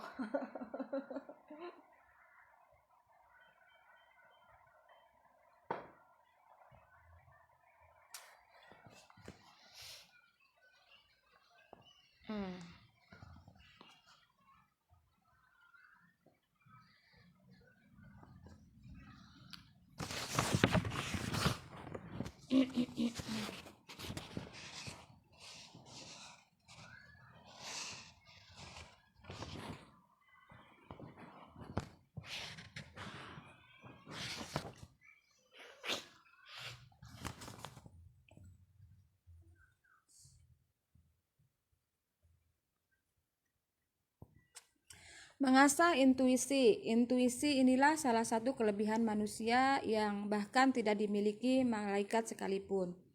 Yang dengan ini manusia dapat mengambil keputusan 1000 kali lebih tajam dan lebih cepat daripada analisa biasa. Hebat kan? Dalam seminar dan pelatihan saya sering memutar video tentang intuisi dan inilah pokok-pokoknya. Mulailah dengan yang kanan atau otak kanan. Maksudnya otak kanan dulu baru otak kiri. Intuisi dulu baru analisa. Blink dulu baru think.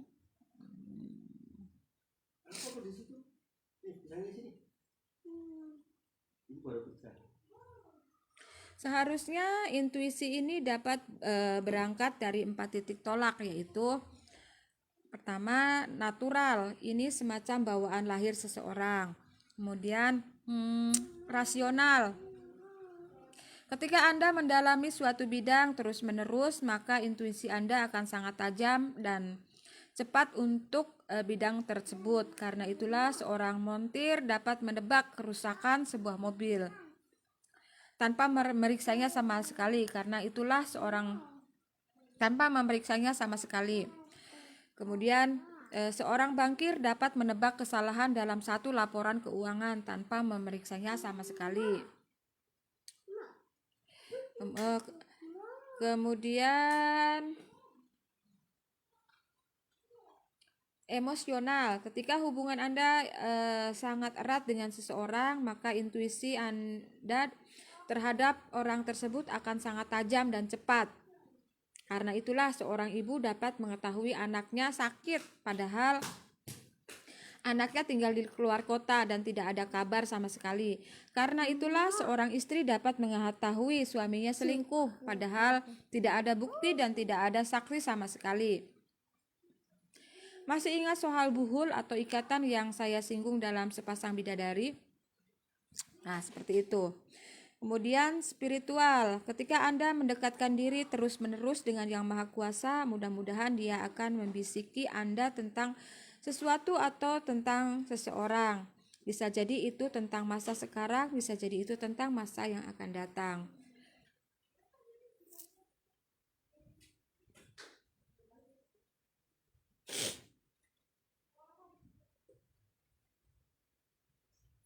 Semua titik tolak di atas dapat diupayakan, kecuali titik tolak natural. Nah, kali ini saya akan mengulas tentang titik tolak spiritual dan perkenankan saya mengulasnya dalam bahasa Facebook. Begini, pertama-tama Tuhan mesti Anda add sebagai friend. Kemudian banyak-banyaklah ganti status dengan Dia. Apa sayang? Buku?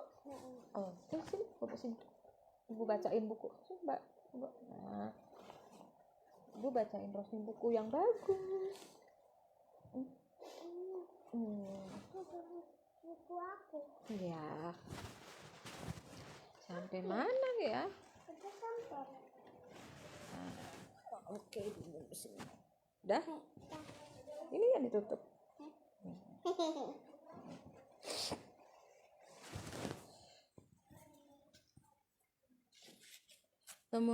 Kemudian banyak-banyaklah komunikasi wall to wall dengan Dia. Nah, begitu Anda sudah akrab dengan Dia, mudah-mudahan Anda akan sering mendapatkan notification dari Dia, sehingga intuisi Anda bisa lebih peka terhadap sesuatu atau seseorang. Lama-kelamaan Anda bisa lebih memahami transaksi dan partner yang tepat untuk Anda karena Dia sendiri yang langsung membimbing Anda. Oh, gitu.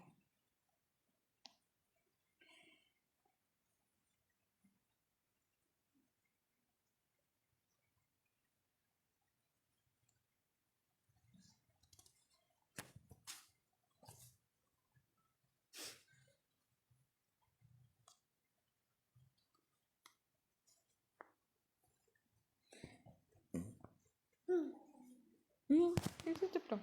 Taruh. Barangkali muncul satu pertanyaan. Gimana sih caranya agar kita bisa akrab dengan Dia? Ya, cobalah bisnis modal dengkul dan bisnis modal jidat. Modal dengkul maksudnya sering-sering bersimpuh. Dia itu maksudnya Tuhan ya. Gimana sih caranya agar kita bisa akrab dengan Tuhan ya? Cobalah bisnis modal dengkul dan bisnis modal jidat. Modal dengkul maksudnya sering-sering bersimpuh dan modal jidat maksudnya sering-sering bersujud. Sejauh ini saya mengamati orang yang rajin mengingat Yang Maha Kuasa, rajin beribadah malam, rajin berpuasa, rajin membaca kitab suci dan rajin memberi, maka intuisinya sangatlah tajam dan cepat. Dampak lain bagi orang-orang yang rajin melakukan yang beginian, maka kata-katanya akan berenergi. Ngomong sedikit saja, niscaya kata-katanya akan didengarkan oleh orang lain dengan sungguh-sungguh. Boleh Anda coba ya untuk prospecting.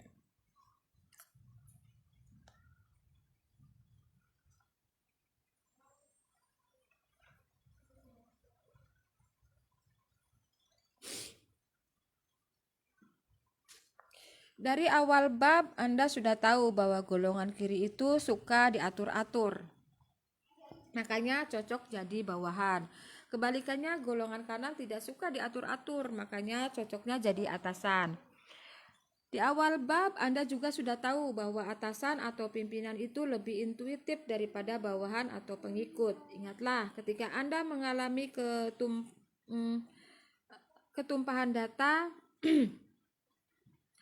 maka tidak akan cukup-cukupnya waktu untuk menganalisa data itu satu persatu. Inilah yang sering terjadi akhir-akhir ini, terutama di level pemimpin.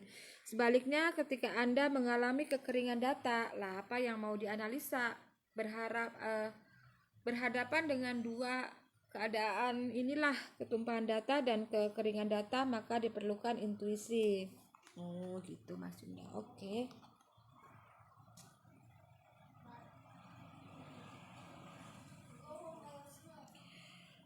Berhubung saya sering bertemu orang-orang baru setiap minggunya, maka biasanya intuisi saya terhadap orang-orang baru cukup tajam dan cepat. Inilah intuisi dengan titik tolak rasional. Misalnya ketika itu saya bisa menebak sifat-sifat calon istri saya dan seluruh anggota keluarganya hanya dalam sekian detik. Hanya dalam satu kali pertemuan, dan yang seperti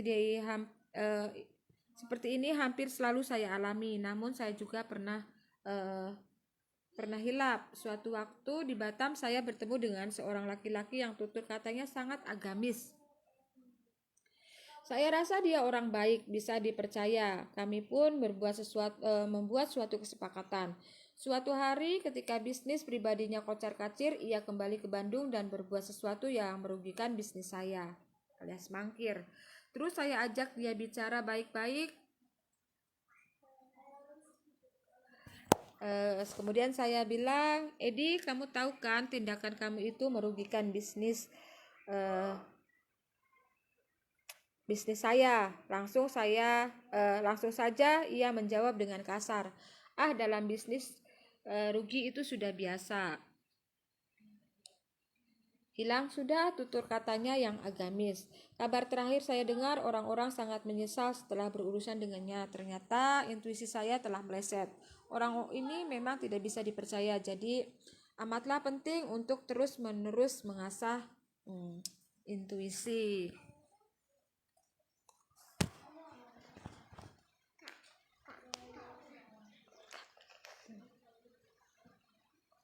Iya ya, kadang kita kalau lagi sedang presentasi, terutama kalau presentasi pertanian gitu ya, orang pasti entah ketua kelompok taninya atau mungkin orang yang dituakan di desa itu pasti akan bilangnya, dia akan minta demplot dulu lah misalnya itu ya, nanti kalau berhasil pasti orang-orang sekitar sini atau orang-orang di desa ini atau orang-orang di wilayah ini, di daerah sini pasti akan ikut menggunakan produk NASA juga. Nah, hal-hal seperti itu kita sepertinya membutuhkan intuisi. Jadi kita pun perlu mengasah intuisi ini ya.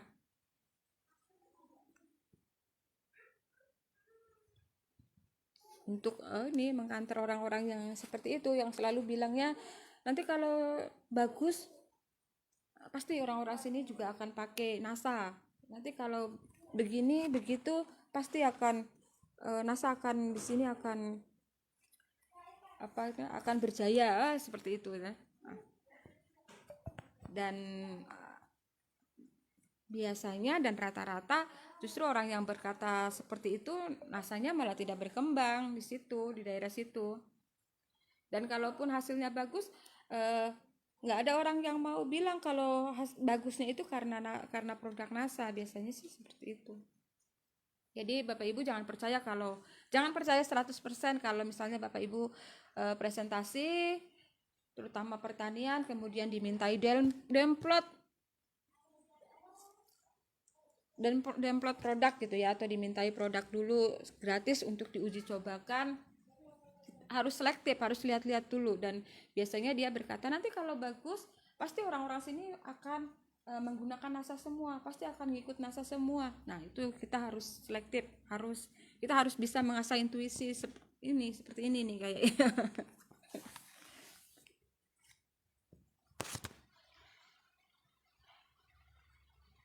Oke, lanjut ya Bapak Ibu ya. Nggak ada Rosni. Mengasah otak kanan.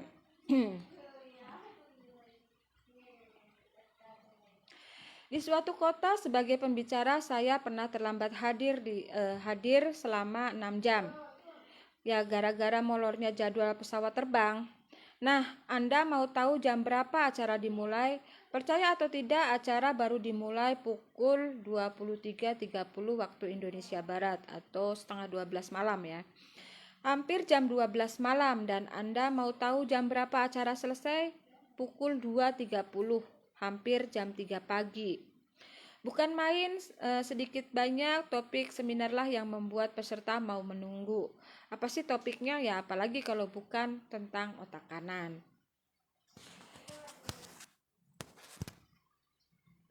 Mudah dipahami, otak kanan adalah mata air yang mengalirkan anak-anak sungai yang bernama kreativitas, intuisi, dan imajinasi. Tidak dapat dielakkan untuk menjadi lebih kreatif, lebih intuitif, dan imajinatif, maka Anda harus membersihkan mata airnya. Dengan kata lain, Anda harus mengasah otak kanan Anda. Dan kebetulan tip-tip hariannya dapat Anda pelajari di kitab 13 wasiat terlarang.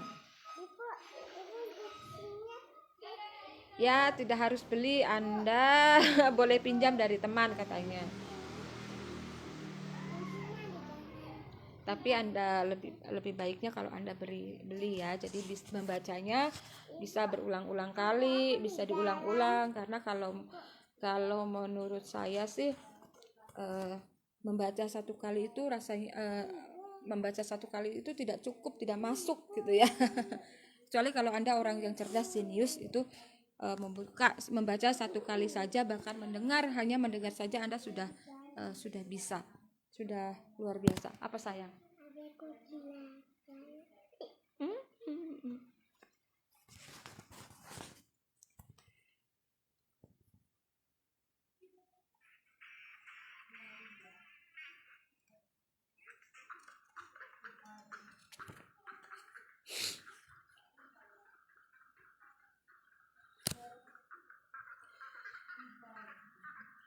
Selanjutnya, catatlah, otak kiri cenderung memikirkan, otak kanan cenderung membayangkan.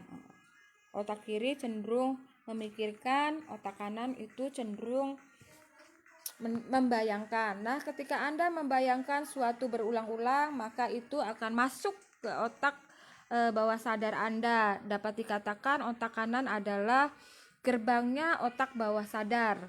Tentu Anda tahu betul bahwa otak bawah sadar itu jauh lebih menentukan daripada otak sadar. Dengan demikian, otak kanan itu memang minta ampun pentingnya. Penting banget ya. Jika Anda berhasil menjadi golongan kanan yang tulen, niscaya Anda akan menjadi sebutir batu permata di tengah gundukan batu kerikil. Seterusnya, tidaklah perlu Anda repot-repot mengirikan diri. Apa yang perlu Anda lakukan hanya mencari golongan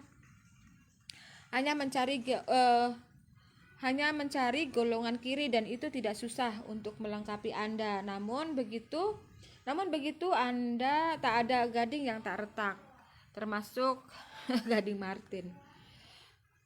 Golongan kanan juga menyandang kelemahan-kelemahan, misalnya tidak tepat waktu, mudah bosan, menggampangkan segala urusan, kurang mampu menyusun prioritas, dan kurang hati-hati. Betul ya? Biasanya seperti itu. Kalau yang otak kanan itu kelemahannya yaitu biasanya tidak tepat waktu, suka molor-molor gitu ya kalau janji, mudah bosan, suka menggampangkan, kurang mampu menyusun prioritas. Karena suka menggampangkan itu jadi tidak bisa menyusun prioritas dan kurang berhati-hati. Uniknya, andai golongan kiri dan golongan kanan bertemu lalu dibiarkan berdebat, pastilah keduanya akan bersitegang karena pola pikir mereka yang saling bertolak belakang. Namun uniknya lagi, Saya melihat golongan kiri hampir selalu terpincut dengan golongan kanan. De- Begitu pula sebaliknya, golongan kanan hampir selalu kepincut dengan golongan kiri. Pada akhirnya jadilah mereka satu pasangan baik dalam kehidupan, ibadah, karir maupun bisnis. Ini benar banget ya. Ini benar banget. Ini nih. Ah, katanya kalau golongan kanan ketemu sama golongan kiri itu biasanya bersitegang karena kan bertolak belakang toh pemikirannya. Tapi ada lagi yang unik. Uniknya itu kalau kalau golongan kanan ketemu dengan golongan kiri itu golongan kanan itu hampir selalu pasti kepincut oleh golongan kanan. Begitupun sebaliknya, golongan kanan pasti kepincut oleh golongan kiri. Karena saling melengkapi gitu ya. Baik dalam kehidupan beribadah, karir maupun berpasangan.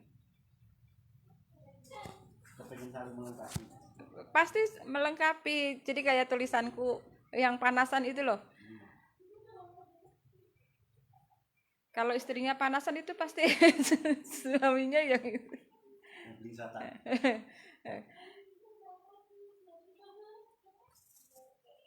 Dan ini kayak aku sama ayah nih. Ini kayak Pak J nih. Pak J ini hampir 100% otak kanan ini.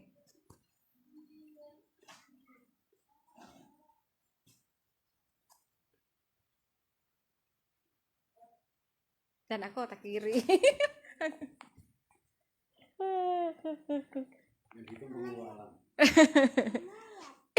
Selalu banyak mikir. Belum melakukan sudah mikir dulu. Nanti gimana? Ki. Sudah ragu-ragu minta persetujuan.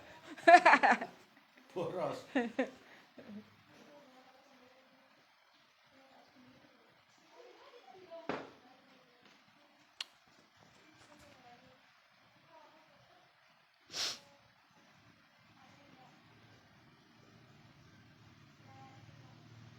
Tapi otak kanan otak kiri juga kalau berpasangan menular. Ini tinggal dominan mana nih kalau otak kanannya yang kuat ya pasangannya bisa jadi ikut.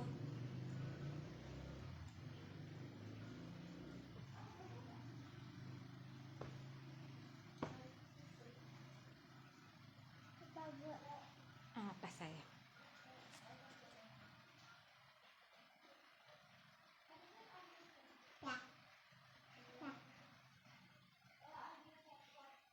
Ternyata ini pula yang disarankan oleh pakar-pakar, di mana mitra yang terbaik akan menjadi mitra yang terbalik akan menjadi mitra yang terbaik, saling melengkapi, dan inilah yang distempel dengan keseimbangan yang sejati. Tidak percaya, lihatlah orang tua dan om tante Anda telah berumah tangga selama puluhan tahun. Jamak terjadi, yang satu agak kiri, yang satu lagi agak kanan. Tuh kan, begitulah saling melengkapi. Agar mudah diingat, otak kiri itu saya simbolkan dengan baris berbaris. Ya, serba membosankan. Kebalikannya, otak kanan itu saya simbolkan dengan bercinta, serba menyenangkan. Melibatkan emosi, kreativitas, spontanitas, dan imajinasi. Tidak harus urut-urut dan tidak harus lazim-laziman. Jangan salah, bercinta itu baik loh. Asal dilakukan dengan pasangan yang sah. Bercinta itu menyehatkan, berpahala, dan tentu saja mengasah otak kanan. Jadi Anda mau sehat, mau dapat pahala, mau mengasah otak kanan, banyak-banyaklah bercinta.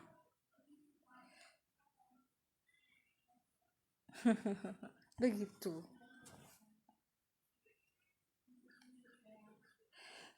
Terakhir, tolong digarisbawahi, golongan kanan yang ditulis bolak-balik itu buku ini tidaklah Golongan kanan yang ditulis bolak-balik di buku ini tidaklah sama pengertiannya dengan apa yang tertulis di Al-Quran. Sekali lagi tidak sama. Golongan kanan yang saya maksud di sini adalah mereka yang kuat otak kanannya.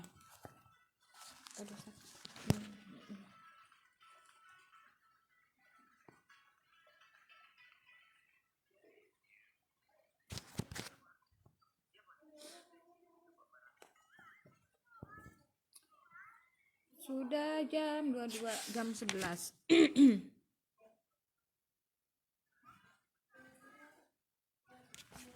Sedikit lagi ya Bapak Ibu ya. Kita selesaikan dulu.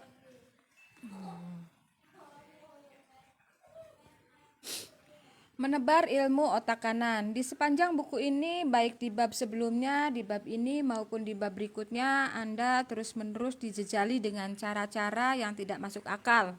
Ini kan? Aneh itu ya. Tapi iya. Betul-betul.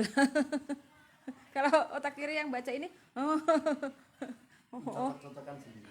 cocok-cocokan. Iya, tapi masa sih?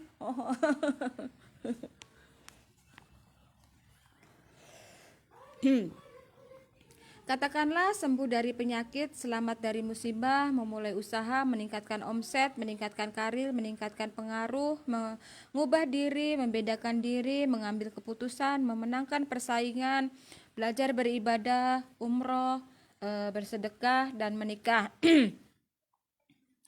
Betul sekali, tak ada satupun yang masuk akal. Tentunya kalau menurut akal kiri. Ya.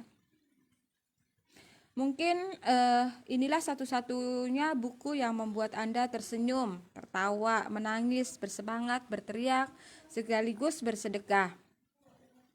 Juga membuat Anda lebih bahagia, lebih sehat, dan lebih sejahtera. Namun demikian, jangan alamatkan pujian Anda kepada saya. Alamatkan pujian Anda itu kepada Dia yang telah mengilhami saya untuk menulis buku ini. Jadi kalaulah kemudian rezeki Anda bertambah dan nasib Anda berubah, itu sama sekali bukan karena buku ini atau karena saya atau karena Mas Ivo Santoso. Jelas itu karena berkenanan dari Yang Maha Kuasa, Maha Kaya, dan Maha Mengubah. Tiba-tiba saja saya teringat pesan Nabi Muhammad. Sesiapa menyeru kepada kebaikan, maka ia akan mendapatkan pahala sebagaimana pahala orang yang mengerjakannya tanpa mengurangi pahala mereka sedikit pun. Ya, ini amal jariah, ini pasif income pahala. Ilmu yang bermanfaat itu pasif income pahala. Maka dari itu saya saran tebarlah ilmu otak kanan ini kepada saudara-saudara Anda dan teman-teman Anda. Buat apa? Pertama, Anda akan mendapatkan amal jariah. Kedua, Anda akan semakin memahami ilmu otak kanan. Ketiga, Anda dan mereka semua akan tumbuh bersama-sama menjadi pemenang dalam waktu yang jauh lebih cepat. Bukankah itu menyenangkan? Ketahuilah, golongan kiri was-was dengan persaingan dan menganggap semesta ini berkekurangan. Kebalikannya, golongan kanan selalu siap dengan persaingan dan menganggap semesta ini berkelimpahan. Itu ya. Sekarang apa yang harus Anda lakukan? Tidak perlu berlama-lama, inilah yang harus Anda lakukan segera. Pertama, asah otak kanan Anda, pelajari tip-tipnya. Kemudian dahulukan pola pikir kanan dalam kehidupan, karir, dan berbisnis. Seperti yang sebelum-sebelumnya dibahas ya. Ajaklah orang-orang di sekitar Anda untuk mengasah otak kanan. Caranya dengan memberitahu manfaat otak kanan, menceritakan kisah-kisah tentang otak kanan, dan meminjamkan buku ini.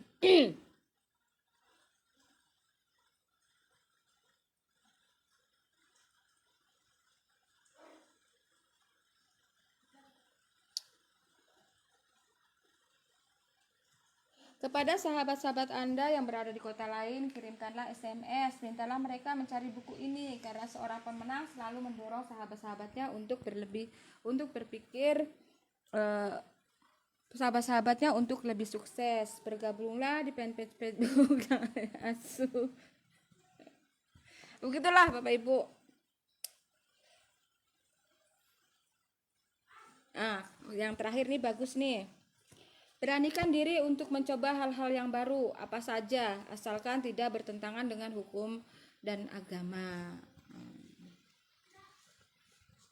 Lama tidak melanggar hukum dan dosa.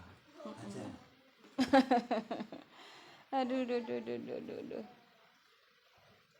Sebentar. Udah. Udah, ini udah selesai bab. Itu tuh.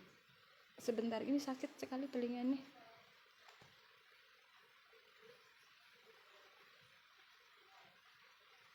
Nah, menurut Apa-apa. gue nggak bakal rumu. Kayak anting-anting. Itu nggak usah dipakai.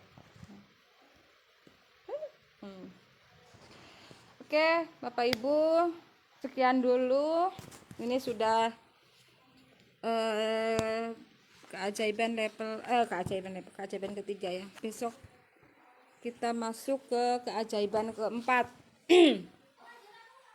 Masuk bab simpul perdagangan. Nah, ini lebih menarik lagi nih. Ini pas dengan bisnis nasta kita. Tapi semalam ini kita cukupkan sekian dulu. Karena rasanya ini sudah malam sekali. Seperti yang dikatakan Mas Ipo tadi ya. Tidur lebih awal, bangun lebih pagi. Apa ya tadi?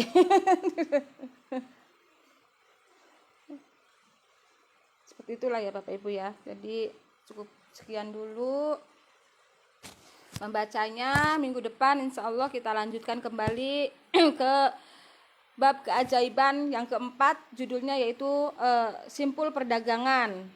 Simpul perdagangan.